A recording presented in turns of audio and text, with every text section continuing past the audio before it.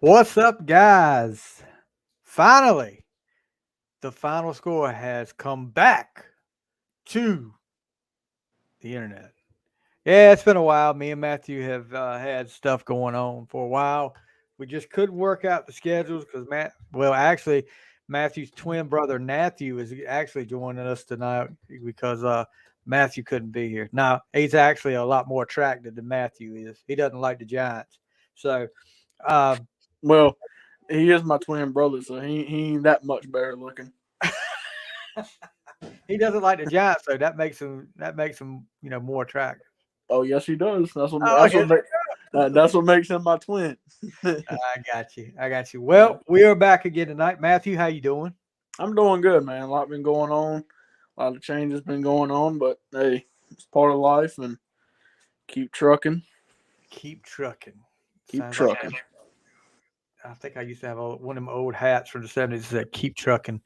Like one of them big fat bearded man that drives a truck. Like keep trucking, brother.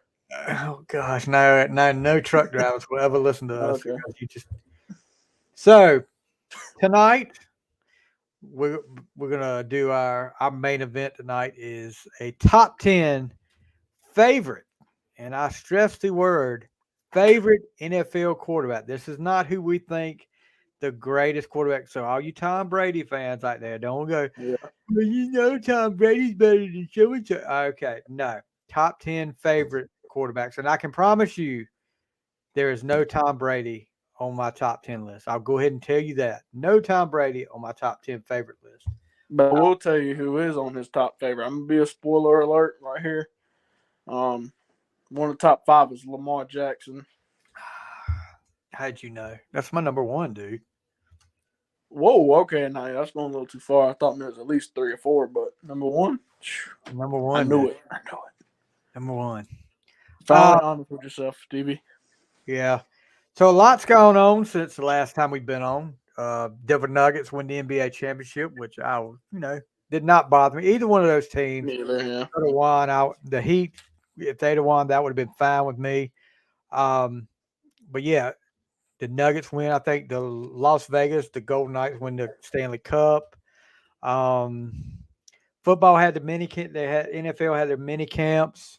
So we're less than 100 days away from NFL football from the regular season. So Can't it's wait. I can't wait either. So we're going to amp it up. You're going to see more of us up here and hear more of our aggravating voices up here on the final score because we're going to be talking. It's getting close to college and pro football season. So you're going to be hearing more and more from us every week. It's not going to be, oh, we're going to do one a month. So, even if one of us can't do it, the other one's going to be up here. So That's all right. I'm going to leave Matthew in charge. Um, so some of the stories going around today. Of course, we want to send our prayers and condolences off to those five people that passed away in that unfortunate submarine accident. Everybody, unless you've been living under a rock, you've heard about the submarine expedition to the wreck of the Titanic that went horribly wrong, tragically wrong, and we just send out our prayers and condolences to the families of that those people that did not survive.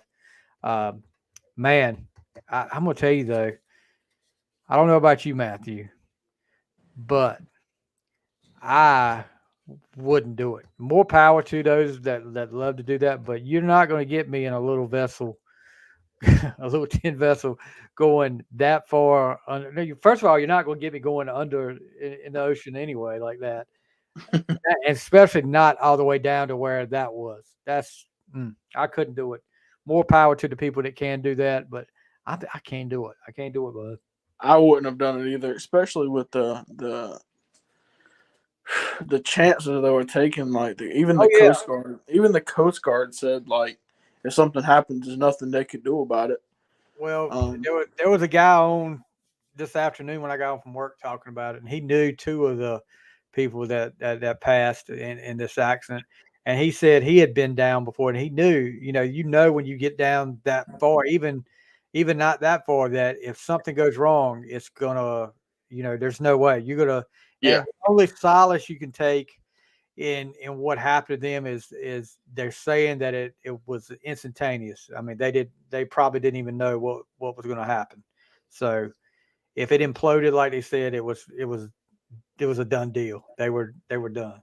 So And I, apparently, and again, I wouldn't have paid $250,000 to do it either. no, um, no, I couldn't do that either. But no, I don't fault the people for doing it if that's what they want to do. There's you know me and you like pro football. A lot of people probably wouldn't like pro right, football. They think y'all crazy to be up there talking about this, but more power to them. People have different interests, and right.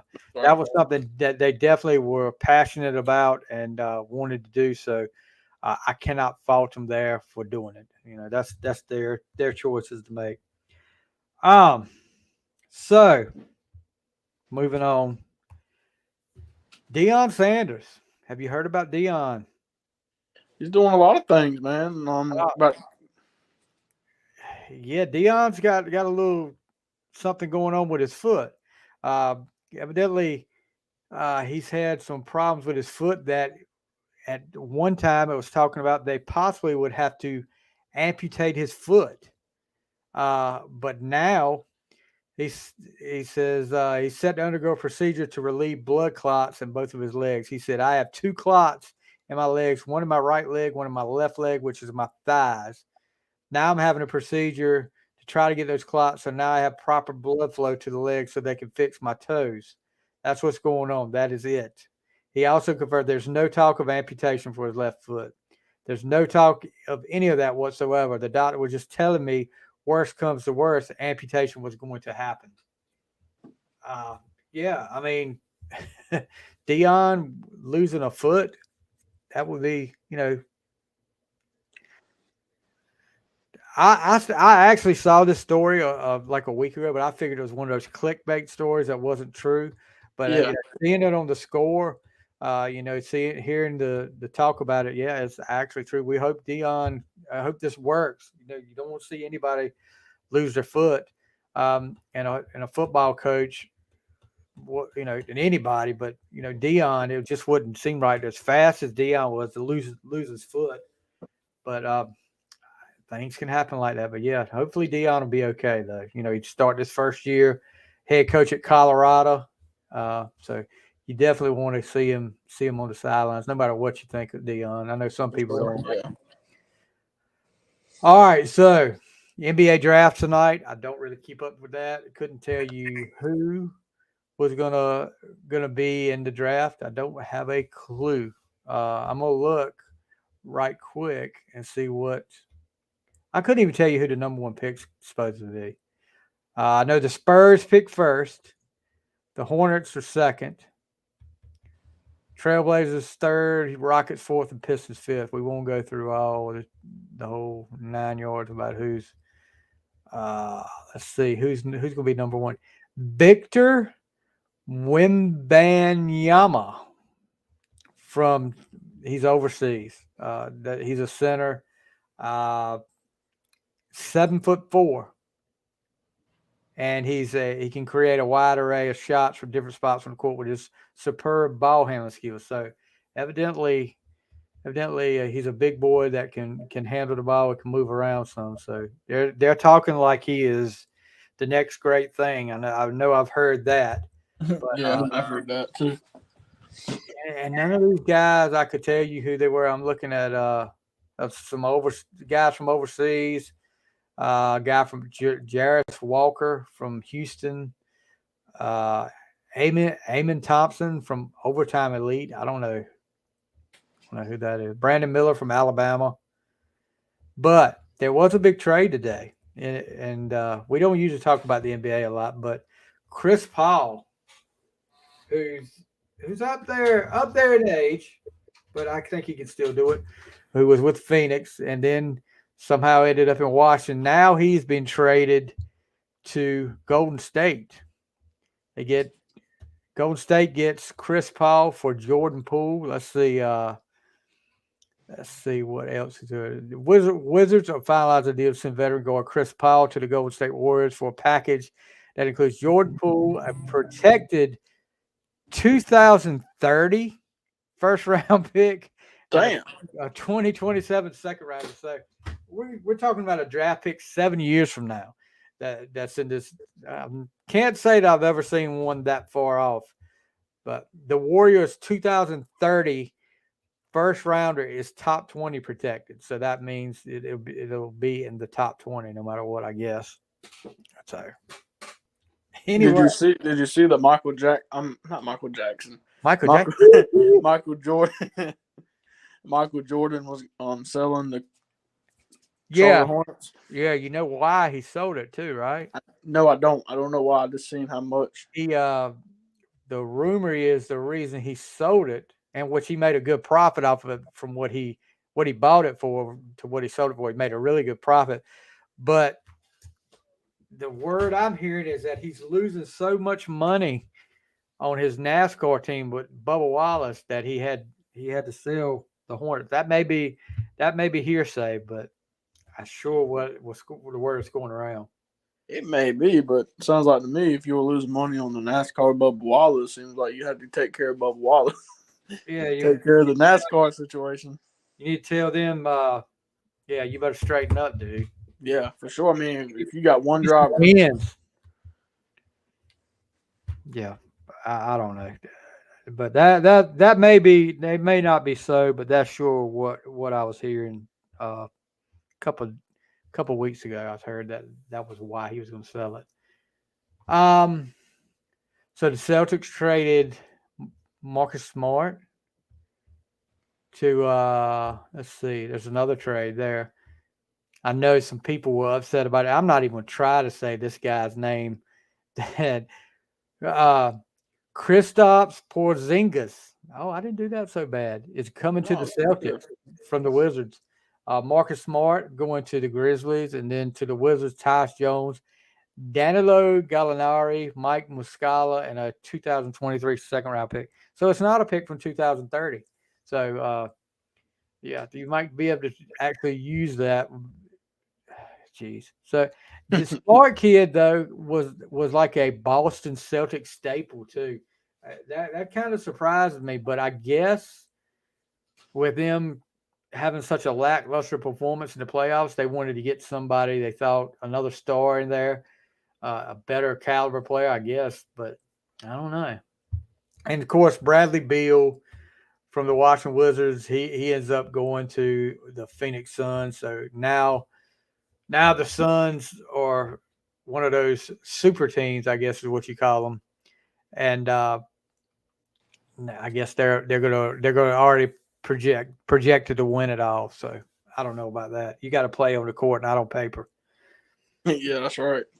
Okay, I'm gonna talk about this. I didn't know if I was gonna talk about this or not, but I'm gonna get your opinion on this, Matthew. And early in the week, I posted a story from I can't remember who the source was, but it was pretty much talking about New England Patriots player. His name was Jack Jones, got arrested at an airport for having two guns, and I guess it was illegal. So maybe a little while earlier, maybe I don't know if it was weeks or months, he had posted on Instagram pretty much chastising Ja Morant for not learning his lesson from using having the handguns out, and he was like, you gotta be smarter than that, you gotta do this, you gotta do it. And then he gets arrested for doing that. Well, some people commented on that, and there was there was one person in particular was commenting about Ja didn't do anything illegal. And my thing was, he did it. I mean, he didn't do anything to get himself arrested. But Matthew, you go to work and you get punished. You break a rule at work and you get punished for it, right? Yeah. You may not get arrested, but you get punished for it. You get wrote up or whatever they might do to you. You might get sent home for a day. So that was my point trying to get across to this person, which didn't happen. And then somebody else joined in and made this other person that joined in had a comment that was, he didn't know. He thought Ja had a handgun on a plane. He admitted he was wrong about that. But this other guy just comes up and starts going off on that tangent again on that. And I'm like, this is not, nowhere in this post said that Ja did anything illegal. He did nothing to get arrested. There was nothing illegal he did, but he just kept on, dude. And finally, Facebook started, and there was nothing. And don't get me wrong, there was nothing said vulgar. There was nothing offensive said at all in any of the comments. But Facebook took the comments down, except for one comment, and wouldn't let anybody. You couldn't get to that post anymore. They pretty much took the post. Well, they didn't take the post down, but they made it where you couldn't comment on it anymore. I don't understand why, but anyway, I just thought that's been kind of interesting. It's been on my mind this week too about what happened there. But there, whether he knew that the NBA said you can't do that. What you just did, you can't do it, and he did it again. And he had no problem. I mean, he didn't act like he had a problem with the punishment that he was given either time. He knew he deserved it. But this guy was like having a problem with it. I mean, I welcome any debate because it never got heated. You know what I mean? It was never anything said like you're stupid or anything like that. And I welcome any debate about that. But that wasn't what the post was about. The post was about that guy from the Patriots being a hypocrite about talking all that about what Josh should do, and then he gets arrested for the same thing. So that was the point I was trying to make on that post, and some people didn't take it that way. I don't know if he's the president of the Ja Morant fan club or what, but uh, you know, I don't know. He was definitely having a hard time with it. But anyway, more But power to him. you have these situations come up like this, and John Moran thing was really heated at one point. Like Yeah, not within that post. I seen that post and I seen the comments before they were taken down.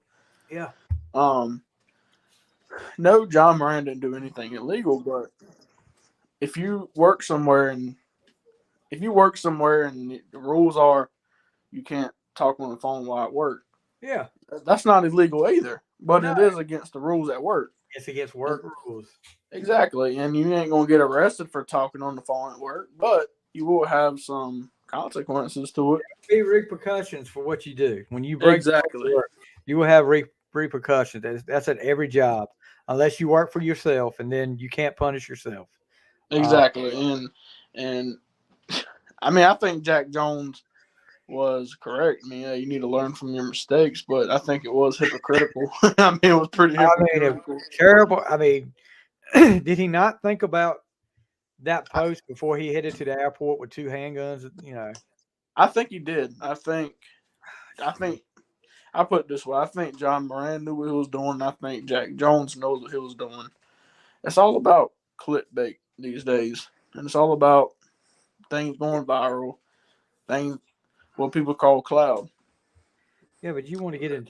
That's taking quite a chance. You can get arrested for that, and he It did get is, arrested. but they got He so did get much arrested. money they can just they got so much money they can just bail themselves out. Well, that's true, but you still got that. You still got that reputation going with you. But That's true, you do, but some people just don't care about the reputation. no, They just evidently not. Evidently yeah. not. So, looking at what else? Let's see if there's any NFL news we got up here.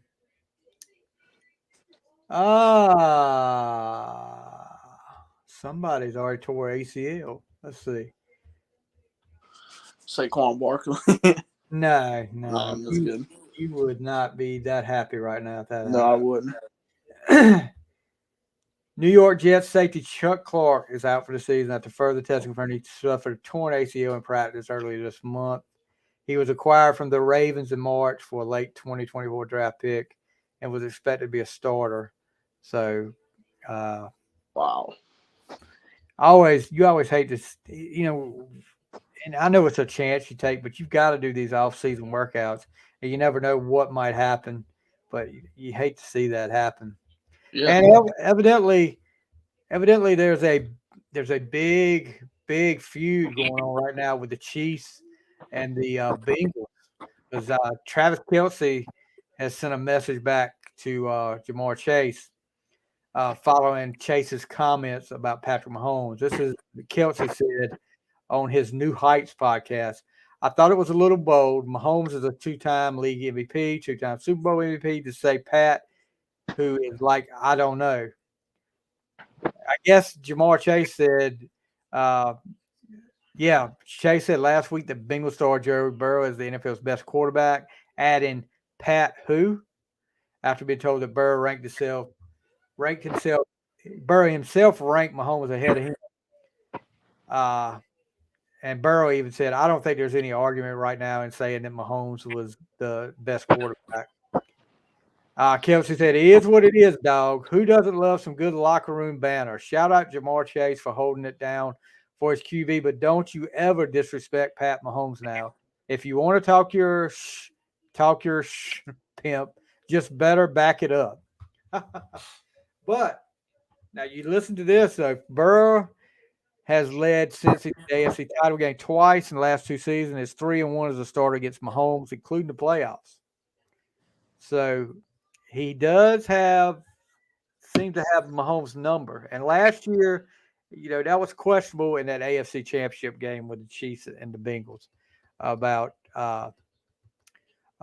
how some calls went the Chiefs' way, including get to repeat third down after you didn't get a first down. And there was no penalty on the Bengals. So I haven't figured that out yet. But anyway, but yeah.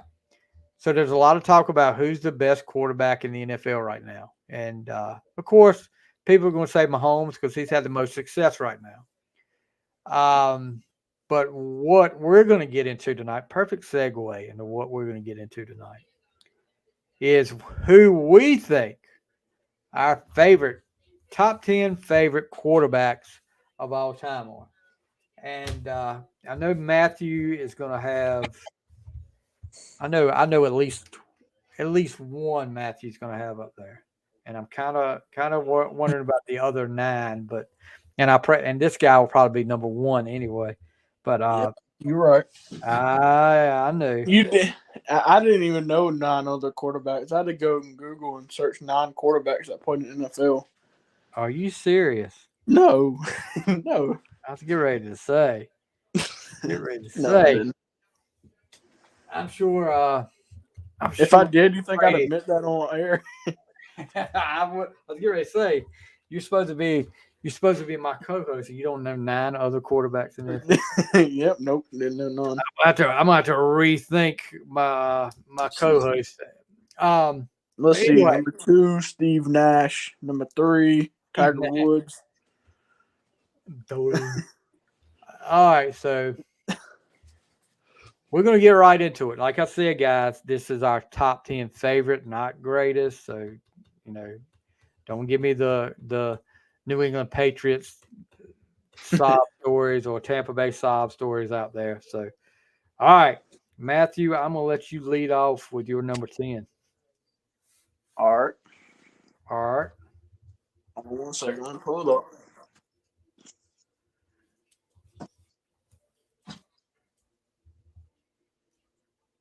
All right.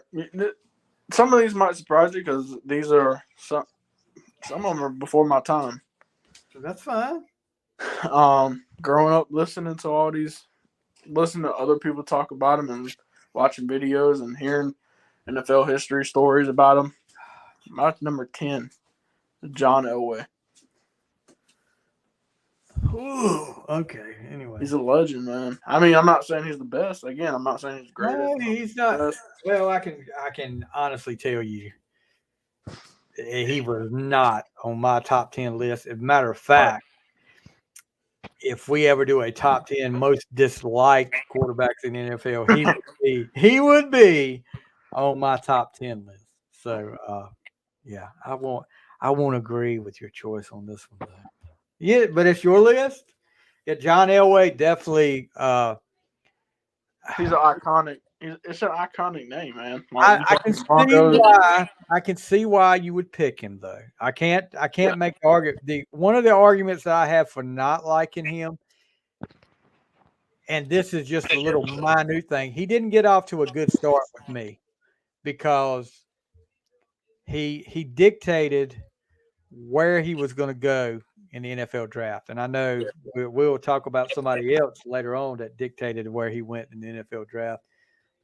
But he did he did that, and then he was just so arrogant. And Yeah. gosh, I mean, I never really cared for him. I not taking away anything from him as a quarterback. He may be in my top 10 greatest quarterback. May. And everybody said, "Oh, he won 2 Super Bowls." Well, guess what? The same people that I can say that he won 2 Super Bowls are the same people that disrespect Ben Roethlisberger, say he's not a great quarterback, but he won 2 Super Bowls too. So, but I can see you like Elway. That's okay. That's I okay. mean, like I love the confidence. Like Oh there's yeah, some people on this list. I like. It's not even a like. I like them on the field, not off the field. There's a couple players you probably can guess them after we're all said and done. But, but I don't like them off the field necessarily. But on the right. field, they're one of my favorite I got you. quarterbacks. Well, my number 10 is going to probably surprise a lot of people, and it's Lamar. not. No, shut up. Uh, it's not just his success on the field. He's a 2 time Super Bowl champion. He was, he only made the Pro Bowl 1 year, but he was part of one of the greatest Super Bowl teams. I would put it in the top 10 definitely, but his offense wasn't the story as much as this team's defense. And I'm talking about Jim McMahon. Uh, Jim McMahon, but one of the things I liked about McMahon didn't take crap off anybody. McMahon was, I can remember watching him on a Monday night game against Minnesota. He had been hurt, wasn't going to play. And I can't remember how bad they went down.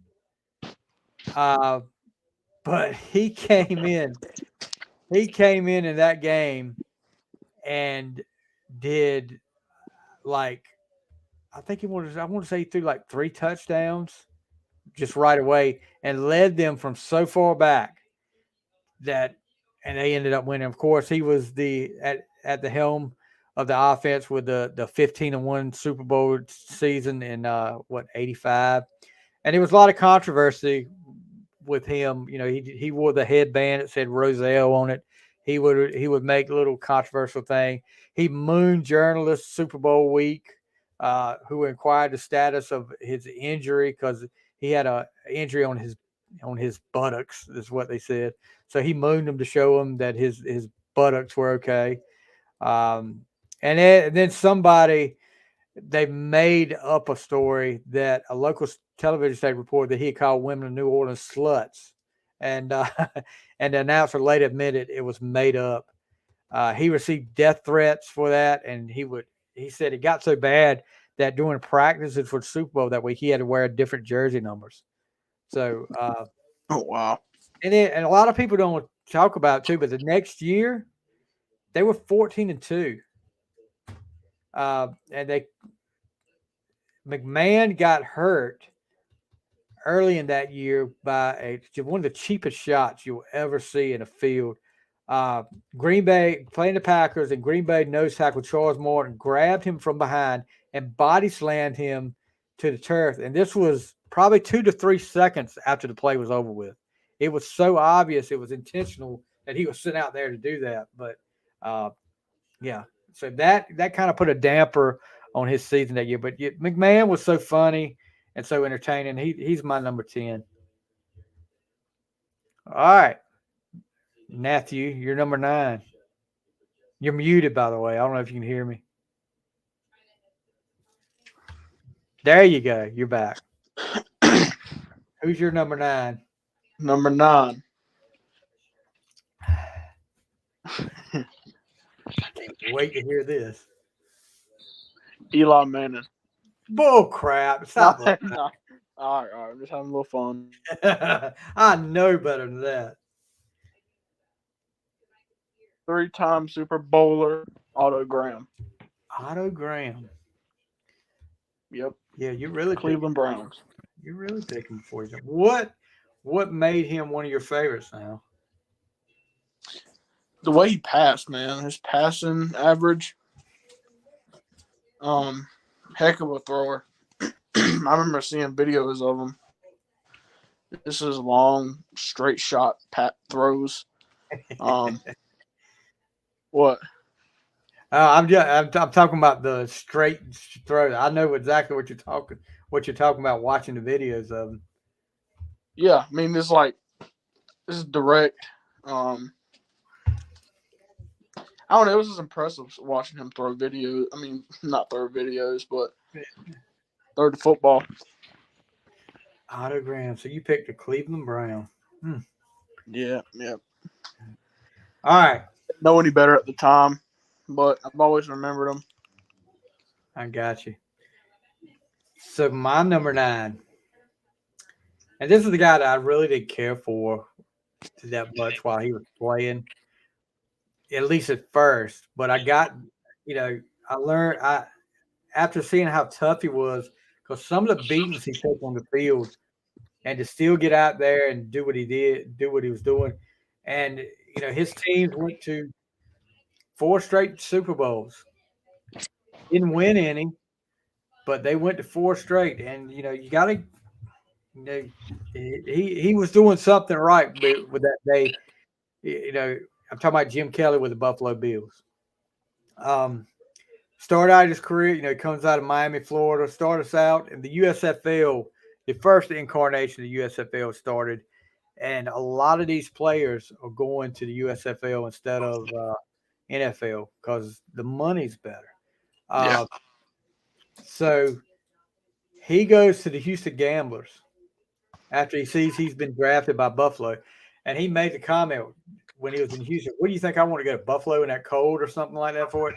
Yeah, well, he ends up being probably the iconic quarterback in Buffalo Bills history. I mean, there's Joe Ferguson and, of course you got Josh Allen now, but neither one of those and Josh Allen hasn't hit that kind of success yet that Kelly did. Like I said, 4 straight Super Bowls. He did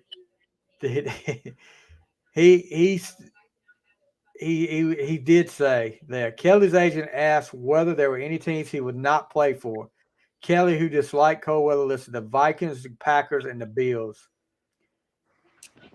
So he expected the Bills to choose him. He said later, you have to say those things. I cried. I didn't really literally cry. I just had tears. I'm like, you got to be kidding me. Buffalo wasn't the team that they had. They built that team with Marv Levy. Of course, you had Thurman Thomas, you had Bruce Smith, Kelly, Andre Reed, just among others that were there. But of course, to see him take some of those beats he took, because I know there was one night I watched Pittsburgh play him, and Chad Brown was killing him all night. He kept getting up, and he had that spunkiness to him. He had that drive, and probably playing out there when he didn't have any business playing. But then his battle with cancer after he retired, he's got through that. He's definitely, he's a fighter, and I like that. And then his son, who had crab disease, he was big into trying to raise money for that. His son ended up dying at the age of 8. He's had a lot to deal with, but he doesn't let it get him down. But like I said, didn't care for him at first, but I learned to respect him, and now he's on my top 10 list. Jim Kelly's my number 9. Next, number 8 for you. All right, number It's got to 8. be a Redskin. Troy Aikman. No. Let's keep Dak, on. That's not even a. That's not even funny. Dak Prescott. Yeah, that's not even funny either.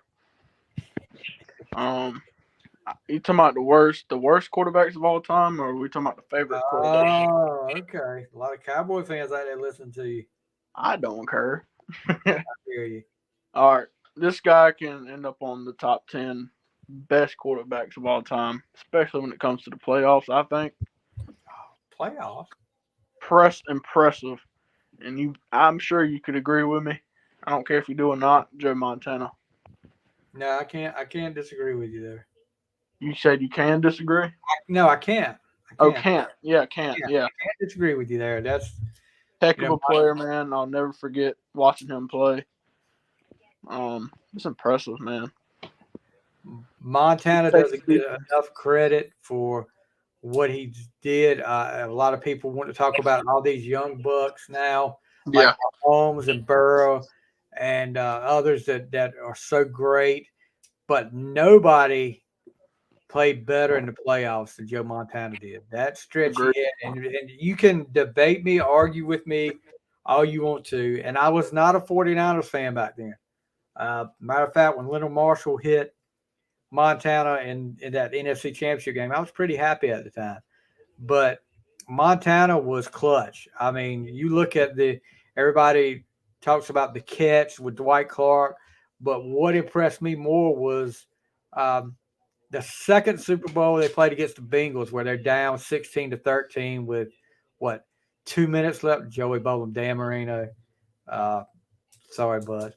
If we said favorite, we're talking favorite. That may be your favorite, Joey, but not mine. Um, but yeah, down 16-13, and he's in the huddle, and he tells one of the offensive linemen, they're getting ready to start the drive to maybe win the Super Bowl, and he's looking in the crowd and say, "Hey, man, John Candy's in the crowd."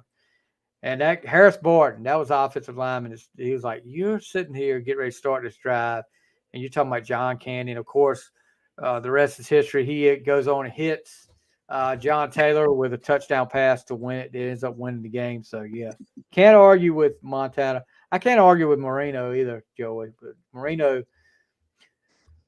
should have been a Steeler. Should have been a Steeler. That's what it is. Yeah, yeah. All right. So my number 8. I mean, this is a feel good story of probably the last 2 or 3 decades.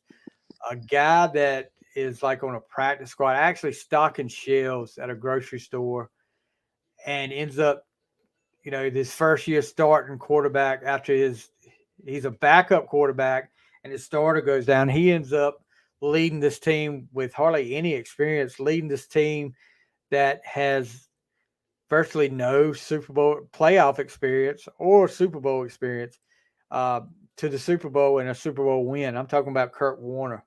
Um, watched the movie about his life. The movie could have been better. The acting wasn't that great, but yeah, it's a great story. I mean, this guy came out of nowhere to Trent Green gets hurt in preseason. You look at Dick Vermeil saying we will rally around Kurt Warner. We will play good football. And everybody's like, "You're full of crap. Who is Kurt Warner?" The only Kurt Warner I knew was a running back from Penn State that played like in the 80s. So had no idea of what he comes out striking, goes against the Ravens the first game and lights them up. I think he had 3 touchdown passes his first 3 games, his first 3 starts, which was a record. Uh, and then people were like, "Well, he's a fluke." He ends up getting down a little bit with the Rams, and he ends up going to the Giants. With the Giants, anybody would get down if they had to go to the Giants. But the Cardinals, takes a team like the Cardinals to the Super Bowl, and it comes within a hair of winning. Of course, we all know who won that game, Pittsburgh. But uh, yeah, just a great story. And a guy that comes from the Arena League, and he overcame so many obstacles, and to hear him talk and hear his story, it's just a great story. And Kurt Warner is my number 8. Are you crying over there, Matthew? Are you here with me? Did I lose you? Well, I think I lost Matthew. Okay, maybe we lost Matthew, so we'll get back to him in a minute. While I'm waiting to see, I don't know. Let me see. I'm gonna text him right quick. While we're waiting, though, anybody? David Richmond, what's up, buddy? Who was Can you hear me now? There he goes. He's back. You know how StreamYard asks, like, do you give permission Yeah. to? Yeah, I done did that like 4 times already while I've been up here, and it keeps popping back up. And if I don't do it, I guess it cuts me out. I don't know. But you heard my It's number weird. 8, right?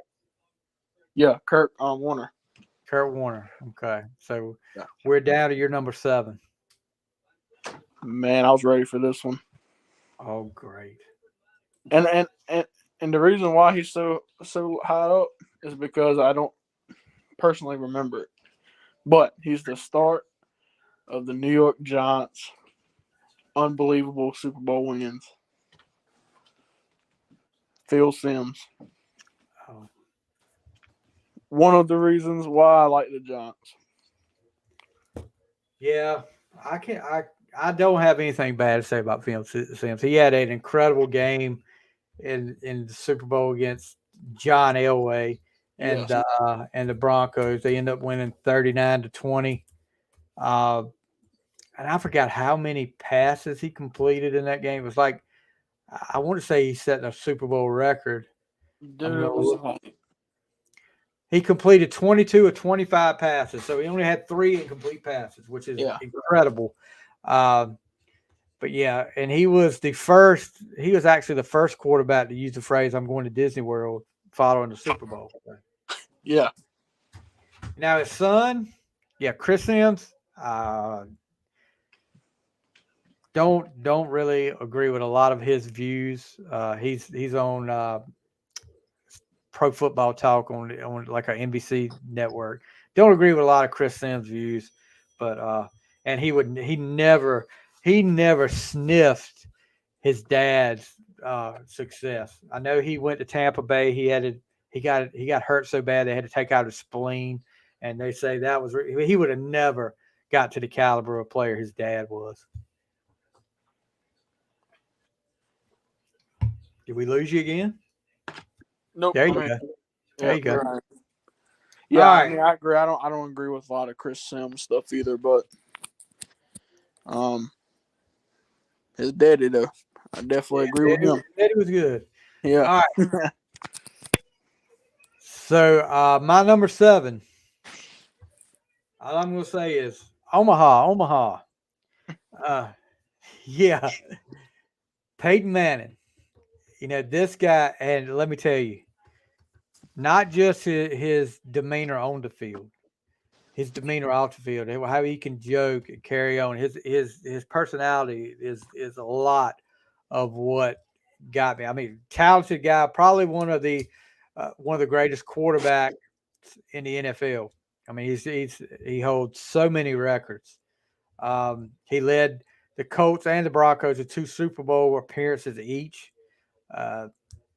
He's the only quarterback to have multiple Super Bowl starts with more than one franchise. I mean, that right there will tell you. And watching him mic'd up, there was one time where him and like his best friend Jeff Saturday, who was his center, on the sidelines. Peyton comes over the sideline. He sits down before he can even sit down good. He gets right back up and gets to Jeff Saturday's face. Why don't you call the plays? Why don't you call the plays? He said, I know what I'm doing. You know, there was some stuff said, and then when they get straightened out, they get separated. He's sitting over there with his other 2 quarterbacks. He said, you don't know it. He said, you know what? I was mic'd up the whole time too. He had forgot he was mic'd up. That's just, but he's competitive. He's got a competitive nature to him. And then, like I said, Monday Night Football, I love it when the Manning brothers do their version of it. I watch that over the regular telecast. instead of watching the regular telecast, I watch the Manning brothers because they're so entertaining and they're funny. Eli, I'll give credit. Eli is a funny guy, and both of those guys have had so much success. They have definitely eclipsed their dad, um, Archie. So yeah, Peyton is my number 7. All right, number 6 for you. My number 6 is what Stevie thinks should be a Steeler. Great Dolphin quarterback, Dan Marino. Yeah, I mean, what can you say about that guy? That's another competitive one.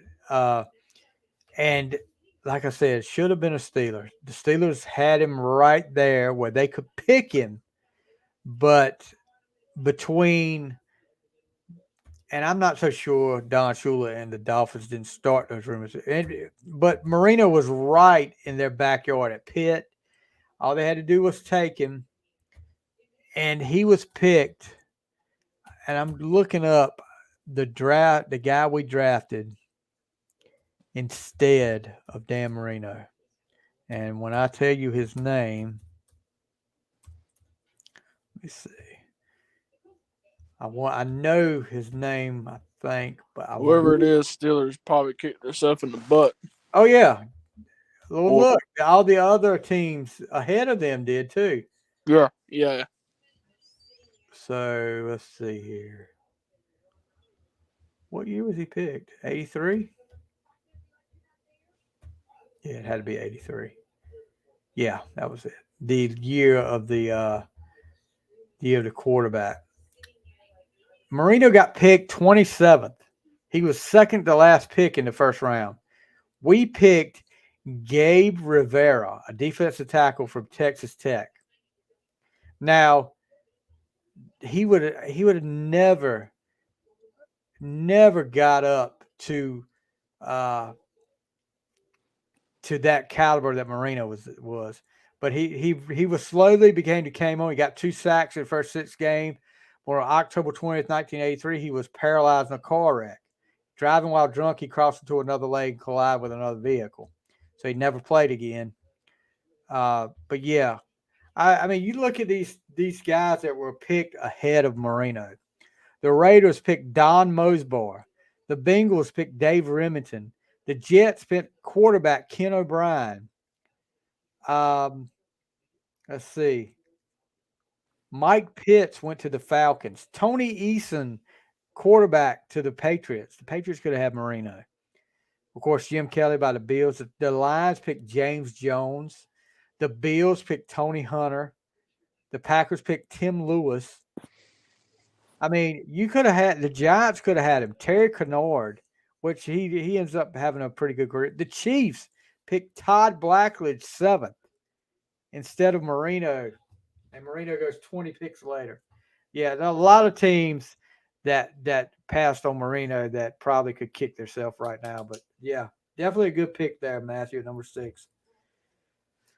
So my number 6, and probably not as much for what is happening off the field to him right now, but what he did while he was a player in the NFL, while he was a quarterback in the NFL, and even back to in college when, car wreck at small school, he was in a car wreck and comes back and plays that week. Yeah, I'm trying to remember, and he took a small school that upsets number 6 Florida State. Okay, here we go. 1990, before the start of his senior year at Southern Miss, he was involved in a nearly fatal car accident. When going around a bend a few tenths of a mile from his parents' house, he lost control of his car, flipped 3 times, and came to rest against a tree. It was only after one of his brothers smashed a car window with a golf club that he could be evacuated, rushed to the hospital. In the ambulance, his mother was sitting with him. All he kept asking his mom was, will I be able to play football again? Doctors would let her remove 30 inches of his small intestine. 8 weeks after this incident, he led Southern Miss to a comeback victory over Alabama. Alabama coach Gene Stoller said, "You can call it a miracle or a legend or whatever you want to. I just know that on that day, Brett Favre was larger than life." So Brett Favre is my number 6. Gunslinger mentality, Yeah. funny guy.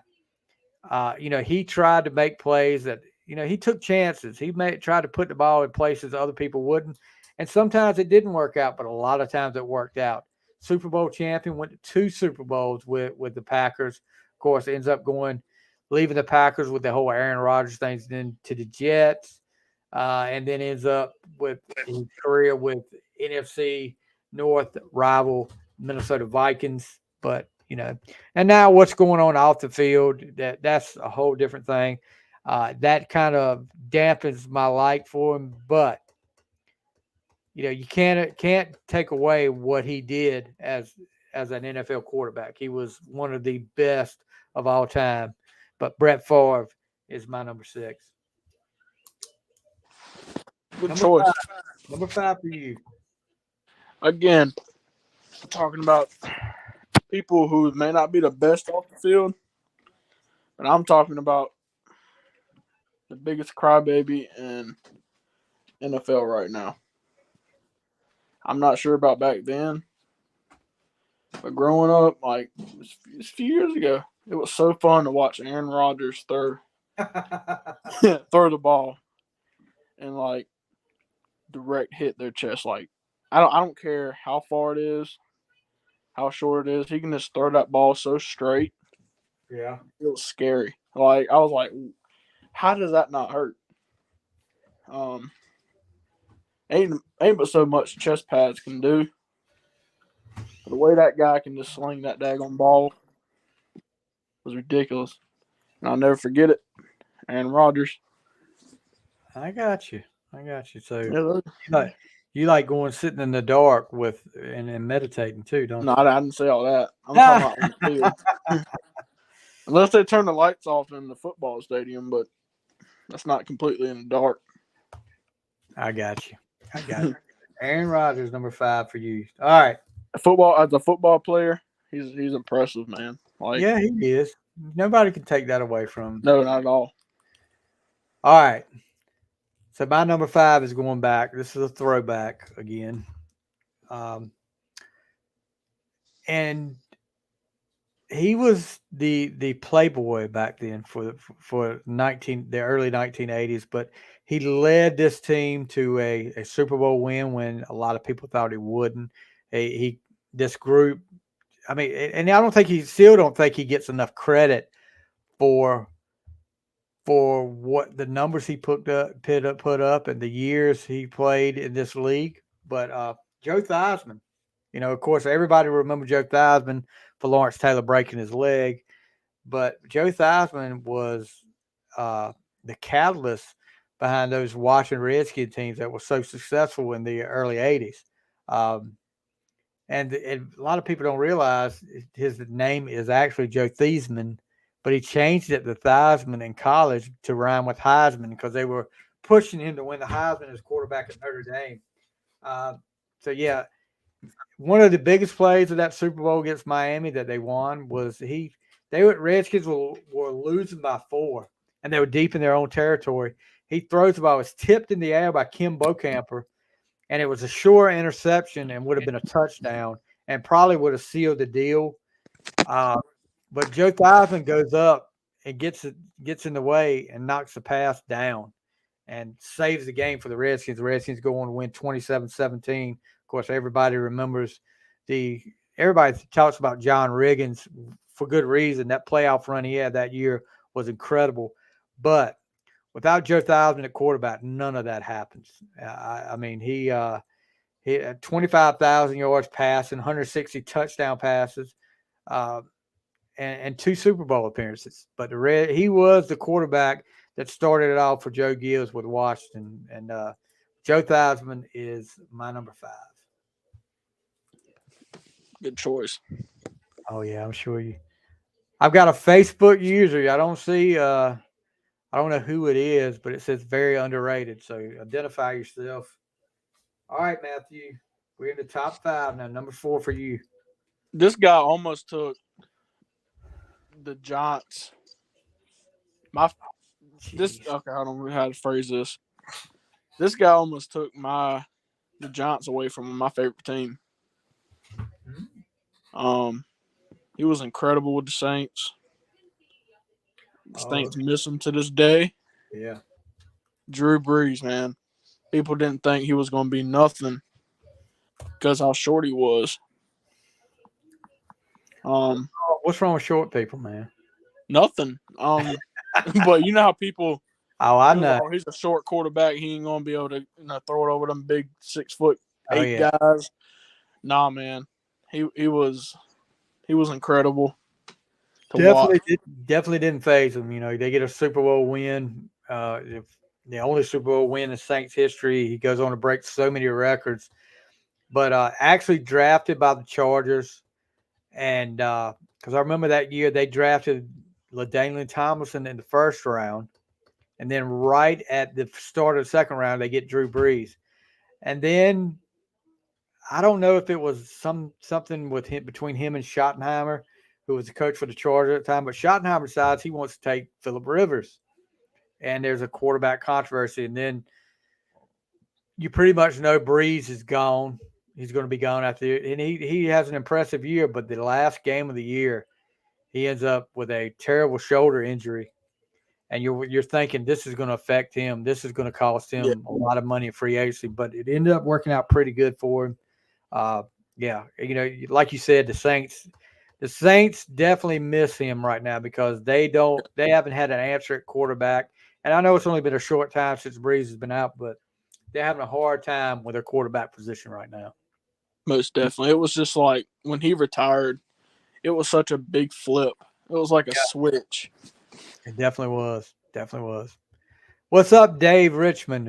Dave Richmond was the one that was saying Theismann was underrated. So, oh, by the way, it's not earlier you're about to make a smart comment, but I'm sure you remember him. who You. who was I talking about? Theismann. I did not say that. Thank you about I'm sure you didn't you shut your mouth. No, I didn't. Okay, all right. I said, do people remember him for Yeah. Lawrence Taylor breaking his leg? I said, I'm sure you remember that. Oh, okay. My bad. Yeah. We're on the fence. Come on, Matthew. I need to get your brother Matthew back, Matthew. I know. Matthew's a lot nicer. Anyway, my number 4, we just mentioned him, and you know, as an East Carolina fan, I'm a big ECU football fan.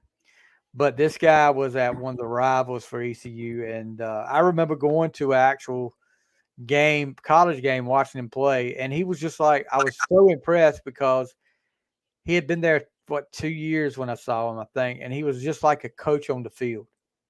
And he continued that. You talk about Breeze not getting drafted because he was short. Well, this guy was going to get drafted, but his draft stock was considerably lower than it should have been because of his throwing style, his sidearm style.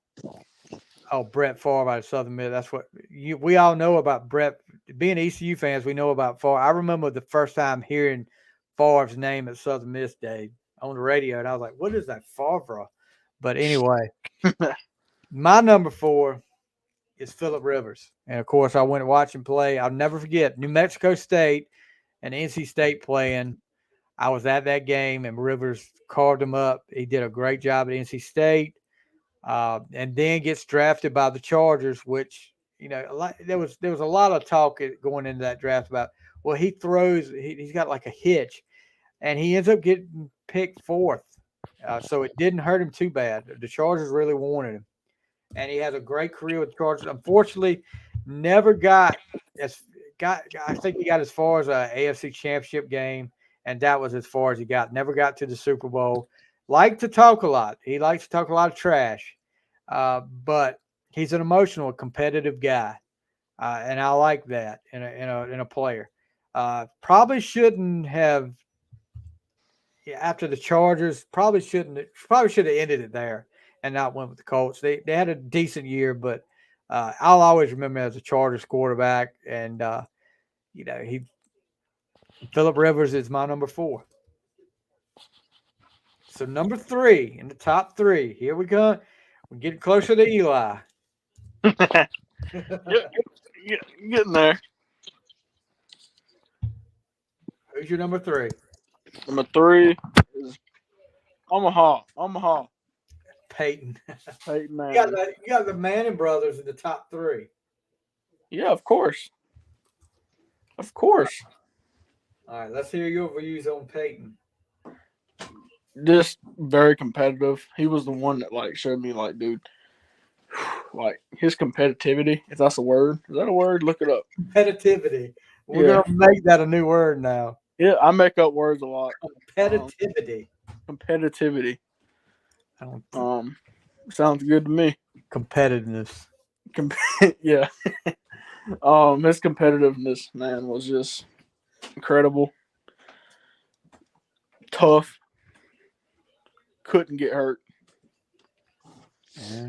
He could, but He could, yeah, but I mean, times I think he wouldn't get hurt. his shoulder was what got him in the end. Yeah, There is actually a word called competitivity. So never mind, Matthew. You didn't make up that word. Oh, okay. It sounded good to me. I knew it sounded good for a reason. The importance, let's see, the definition of competitivity. Let's see here. The importance of enabling environments and the competitivity of the industry just covered as important as quality assurances. What? What? I don't understand that, but anyway. Yeah, but I'll just It's pretty much the same thing as competitiveness. That's what they're saying. But you did not make up that word. Damn it. I thought I was going to add a word to the dictionary. All right. So Peyton is your number 3. Yep. My number 3, I'm gonna keep 2 Chargers in a row, and this is a guy that's way back. But man, I'm telling you, as a Steelers fan, if I hadn't pulled for the Steelers and my parents weren't Redskin fans, my number 3 team would probably have been the San Diego Chargers at the time.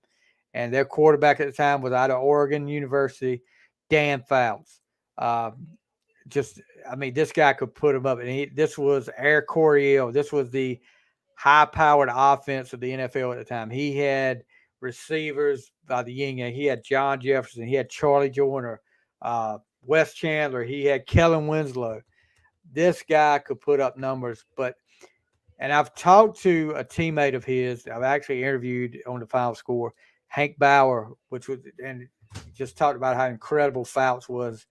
But Fouts, he led the NFL passing yards for 4 straight years from 79 to 82. That's still a record. He became the first player in history to throw for 4,000 yards in 3 consecutive seasons.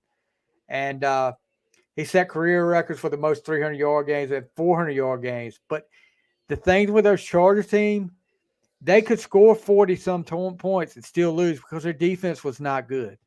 If they ever had a defense in San Diego that was above average, they probably would have won a Super Bowl or 2, but they never did because that offense was just incredible. Don Coryell was the head coach, and he put that pass-oriented offense, and it fit Fouts to a T. And, yeah, just great quarterback, and doesn't get mentioned enough. Dan Fouts is my number 3. I've never even heard of him. Are you serious? Never heard of him. You don't know what you're missing there. Dan Fouts was great. You need to look him up. I will. Yeah, I definitely will. Number 2 for you. Number 2 for me, Mr. Gunslinger himself. Brett Favre. The slinger of all guns. Favre. Brett Favre. Brett Favre. Tough dude, Mr. I wear Wrangler. He's the guy that made me want to wear jeans. So you get Brett Favre could get you to do anything, huh? No, heck no. No, sir. Anyway, but Brett Favre, Brett Favre, I like Favre. I mean, we talked about him earlier, of course. But Favre wasn't scared to get in like these big defensive lines face. Warren Sapp and him had it out. There was another guy from the Vikings that he had it out with, and he was not backing down at all. But yeah, he's so competitive, so fiery. But yeah, Brett Favre, I'm glad he made your list. At least you got somebody good in top 3. Yeah, for sure. And well, Well, the number 3 was on your yeah, list. So he was on my list at I'm pretty good. number 7. But I'm anyway, going number 7. all right. So what else you got about that, bud? When you were talking about Brett Favre earlier, He's still going offer. when you were talking about Brett Favre earlier, and you before you even mentioned his name about the 30-yard, was it 30 yards or 30 inches His intestines. of intestines? Yeah, I know exactly who you're talking about because that story is just amazing. Have you ever seen the video? Oh yeah. It's just awesome, man. It's a good story. Yeah. Good comeback. Yeah. It's a shame what's going on now, but hopefully It is. that'll all get straightened out. But anyway. Yeah. So number 2 for me. You have any idea, Matthew? Probably Tom Brady or Russell Wilson.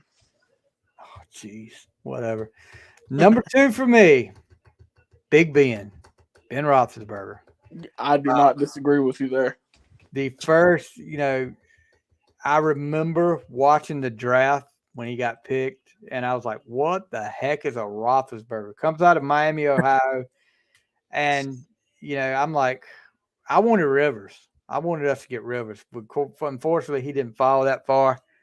And I was like, what the heck have we got here? Because there was a long line of quarterbacks between Terry Bradshaw and that present day that had decent years, but nothing that would get us to Super Bowls except Neil O'Donnell. And then he got paid off to choke in the Super Bowl to Dallas. But, yeah, Roethlisberger ends up starting his rookie year because of injury to Tommy Maddox and just wins, 13 in a row, gets to the AFC Championship game, loses to Tom Brady and the Patriots, and, comes back that next year and just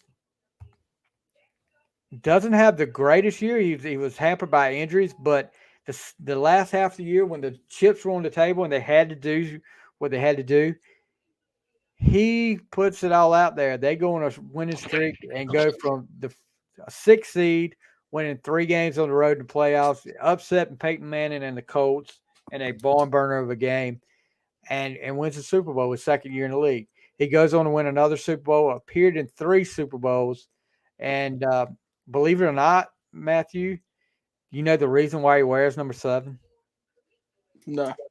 He was a big John Elway fan. That's the only thing I'll hold against him. But, this guy doesn't get, people don't talk about him enough as far as one of the elite quarterbacks. I mean, this guy put up 64,000 yards passing, 418 touchdowns. And this was in what started off at Pittsburgh as a run-oriented offense and gradually went to, where Ben was the featured player. But, if they hadn't been a run-oriented offense those first few seasons and let him throw the ball, no telling what he might have done. No telling the numbers. But 64,000 yards, yeah. And I hear people talking about, well, he's borderline first ballot Hall of Fame. Bullshit. And I'm sorry to say that word, but bullshit. He is a first ballot Hall of Famer. Give me a break. But my number 2 is Big Ben Roethlisberger. And if you haven't checked out his podcast, Footballing with Ben Roethlisberger, you don't know what you're missing. He does a great job on his podcast. So this I hated the Pittsburgh Steelers, but I like Roethlisberger because he was tough, man. I've seen him take hits that not even a tight end could take. He was a big dude. He was a big dude. He is, yeah. 240 pounds, 6'5". He could throw some defensive linemen off of him. He has done it. Oh yeah, but, super tough. All right, here's the worst kept secret of the whole night right here. What's your number 1? Kenny Pickett. I knew I'd turn you into even you laughed. He's not Ben Roethlisberger's best friend And mine too. I felt bad for him. That's why I'm a big fan of him. Eli Manning. There you go, Stevie. Now I got you. That was the worst kept secret of the whole night, right there. Was what was Matthew's number one. But Eli. You know, Eli was a thorn in Tom Brady's side. I mean, He was. he kept the Patriots from a perfect season, beating them in the Super Bowl, upset them in the Super Bowl, then comes back and beats them again in the Super Bowl. Eli got done wrong his last couple years with the Giants. Uh, I blame that organization, the front office, for doing him like they did, taking him out of that game, not letting him start that game, and then starting him the next game. I don't understand what was going there, but you don't treat a guy that's taking you to two Super Bowl wins, and do it like that. There's a little thing called respect, and they didn't have a lot of respect for him at that time. See, talking about that, Eli said, that's what he wanted because he wanted the next one to come in and learn at the hardest moment. Yeah, the guy they put in for him was not anybody that was going to be the quarterback of the future. I agree, but that just shows you how selfless Eli Manning is, man. Well, that's true. I agree. He'd rather see somebody. A lot of people would. We were talking about this before with somebody. I forget who it was, but coming in and taking the spotlight from you. Yeah, Robbie Brown's talking about. It's not about what have you done for me lately. It's what are you doing for me now. And he's true. In the NFL, it's got like that. And he says I don't agree with that statement, but he is exactly right. The NFL right now it's all about what you've done for me. Look at Dalvin Cook, 4,000-yard seasons in a row and let go by the Vikings. I do not understand that. Yeah. And he stayed healthy. He was the offense. He was like one of the main cogs of that offense. You can say Kirk Cousins and Justin Jefferson, but without a running game, Cousins can't do a lot of the different things in the offense that he does. But what do I know? Yeah. Number one for me. You have a clue? No, not really. Really? Yeah, not really. Oh, it's a Steeler. Yeah, I know it's a Steeler, and that's why I don't even want to guess. It's not even worth no time. 4-time Super Bowl winning, 2-time Super Bowl MVP, most valuable player of the NFL, 3-time Pro Bowler. Charlie Batch. No, it's not Charlie Batch. Terry Bradshaw. How could you not love Terry Bradshaw? I mean, this guy goes out. What did they call him? What did it? There was a nickname they had for it. Gosh, I ought to be ashamed of myself for not knowing. But the blonde bomb, not the blonde bomber or anything like that. But man, he comes out and you talk about a guy that had an up and down career. He starts with the Steelers. They bench him because he is just not making plays, and they put what's his name in Terry Hanratty, and there was another guy Gilliam that they put in for him, but he ends up Chuck Noll and him that was a relationship that was kind of a low love-hate relationship. They loved to hate each other most of the time, but you can't argue. I mean, he didn't put up a lot of the numbers in the regular season, but the playoffs, this guy went off. And he was the perfect quarterback for the Steelers of that time. Got knocked out of one Super Bowl. One play, he threw a touchdown to Lynn Swann, and he never saw it because Cowboy took a cheap shot at him and knocked him out of the game. But Bradshaw, what can you say about it? He was one of those gunslingers. He would throw an interception. I mean, his numbers as far as touchdown to interception ratio is not good. But man, he would take chances, and most of the time, especially the playoffs, it would pay off. Yeah, Duck Commander. Who was the quarterback? One of the quarterbacks with him at Louisiana State. Willie Robinson. Was it? No, it wasn't Willie. Who was it? What's the daddy's name? Phil Robertson. Excuse me. Willie was his son. Phil Robinson was a quarterback ahead of. He was actually ahead of. He was a starter at Louisiana Tech. That's right, Louisiana Tech. He was a starter ahead of Bradshaw, and then he said Robinson put it, "I'm going for the Ducks. You can go for the Bucks." So yeah, but Bradshaw, like you said, he's got that personality, even to this day, as one of the best commentators on NFL football. And he doesn't sugarcoat it; he'll tell it like it is. But yeah, Bradshaw was my number one, no doubt about it. Can't disagree with you. He'll definitely, if we ever do a top 5 best quarterbacks of all time, Terry Bradshaw will probably be number 5, top 5. Oh, don't sugarcoat it now, Matthew. I'm not. I don't sugarcoat nothing. I don't sugarcoat nothing. Bradshaw was something though, and Yeah, he was. A lot of people talk about, well, he wouldn't be as good. They wouldn't have had that success without the steel curtain. Granted, probably not, but the steel curtain probably wouldn't have that success without Bradshaw either.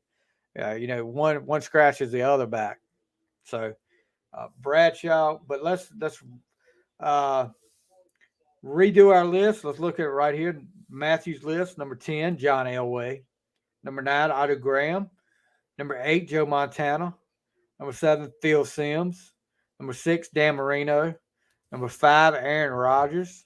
Number 4, Drew Brees. Number 3, Peyton Manning. Number 2, Brett Favre. And number 1, Eli Manning. And my number 10 was Jim McMahon. Number 9, Jim Kelly. Number 8, Kurt Warner. Number 7, Peyton Manning. Number 6, Brett Favre. Number 5, Joe Theismann. Number 4, Phillip Rivers. Number 3, Dan Fouts, who I can't believe Matthew's never heard of before. Number 2, Ben Roethlisberger. Number 1, Terry Bradshaw. 2 good lists there. And what we may do, we'll put our list up and see what everybody thinks. And be sure, guys, if you're, I know Dave's in here. Joey Bolam was in here. Robbie Brown is in here. Be sure to give us what you think. Give us your list. Yeah.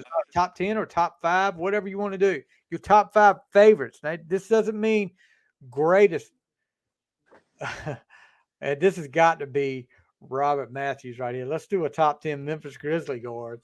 That's got to be Robert Matthews right there. It says Facebook user, but I think that's him. But anyway, yeah, let us know who your top 5 is or top 10. This is something we're going to do probably by position. We'll next up maybe a top 10 running backs. Our favorite running backs. That'll be fun. And I know who number 1 for Matthew would probably be then too. No, I bet you don't. I know it's not. Guarantee it. No, it's not. I can't believe you didn't put Jeff Hostetler in your top 10. Top 10 quarterbacks? Top 10 favorite quarterbacks. He led y'all to a Super Bowl. You don't even know. Do you know who Jeff Hostetler is? Yeah, but it was way before my time. That was before. That was before. Phil Simms. No, it won't. Nope. Phil Simms got hurt that year. Phil Simms was the starter. Gets hurt. Hostetler steps in and takes them to the Super Bowl. Yep. And there was a big quarterback controversy the next year between him and Simms. Yeah, Hostetler was there. Hostetler did a good job, but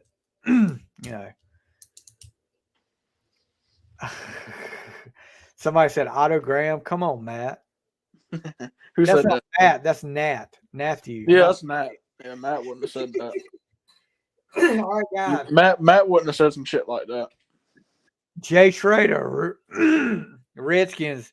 Everybody remembers Jay Schrader as the guy that stepped in for Joe Theismann when he got his leg broke that night. And I was like, who is this guy? But he did pretty good. He had a decent career and before his time. Yeah. You talking about? He's saying, Robert saying, you talking about hospitals before your time. How about Otto Graham before your time? Yeah, I know. You're right. I was like the 50s. Matthew's reincarnated. I am. I think All I right, am. guys. Before we get out of here, we just want to tell y'all thank you for your support, Robert, Joey, and Dave. Robbie Brown saying he was there when Thousand broke his leg. Wow. Could you hear it go off like a shotgun, like everybody says? Said it sounded like a shotgun. But guys, we're going to be back more on the final score. We're going to do more of these shows, and it's going to be a lot of talking. We do some top 10 lists, but we're going to talk a lot about what's going on in the sports world.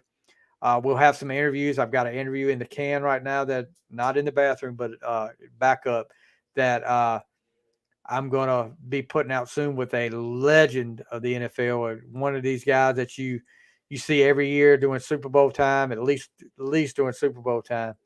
And I've got some more interviews I'm lining up right now with some college guys and some pro guys that you know about. Robbie Brown said he was about 30 yards away and he heard it. It was nasty. I'm sure it was. I can't imagine. I remember watching it that night and I was like, holy crap. But yeah, so make sure you give us a 5-star review if you listen to this podcast, wherever you listen to the podcast, and subscribe to our YouTube channels. There you'll find not only the podcast, but you'll find some old, and Robbie Brown, and you're soon to be up there, Robbie Brown, some old CAC conference football games. And that's another thing we're going to start doing, guys. You're going to see a branch off of the final score called CAC Memories. And we're going to have guys that played with me, football with me, like Robbie. Robbie was a hoss back in the day. We hated to play against Robbie. We've talked about that before. He was a big dude playing running back. Matthew, you want to talk about a guy that you did not want to see when you're a linebacker trying to fill the hole and you see a guy coming there, a running back coming with the ball? Robbie Browning was not somebody you want to see coming through there with the ball. He was pretty good. So, and I've told the story about me bouncing off of him like a rubber ball when I tried to hit him one game, but I did knock him out of bounds. I did what I was supposed to do. I sacrificed my 5'5" stump looking body for love of the game. But anyway, guys, thank you so much. Matthew, thank you, bud. Enjoyed your list. And we will definitely, maybe next week we need to do running backs, Matthew. That's cool. I'm cool with that. Right. I know you didn't feel it, Robbie. You don't have to rub it in. You didn't feel it when I hit you, but that's okay. I'm gonna put the clip up where it's so far off, it's hard to see, but I'm gonna put that clip up one day of me hitting him. As long as I knocked him out of bounds, I didn't care if he felt it or not. His cleats were untied. He tripped over his shoestring. That's probably what it was. It had nothing to do with me. No. He tripped. That's what he said. He said, I tripped. Yeah. You didn't fall down. You didn't fall down. You could have tripped. You never, I mean, you barely, I mean, you trotted out of bounds after I hit you, I think. You just trotted out of bounds like, okay, I probably could have kept going, but anyway. All right, guys, that's going to do it for this week on the final score. Thank you, guys. Like I said, Robbie, Robert, David, Joey, Matthew, thank you, bud. And we will see you next week. And no, I'm not going to do that. I could rob one of my buddies' lines, but I'm not going to do that from another podcast. But we will see you next week on the final score. Guys, have a great week.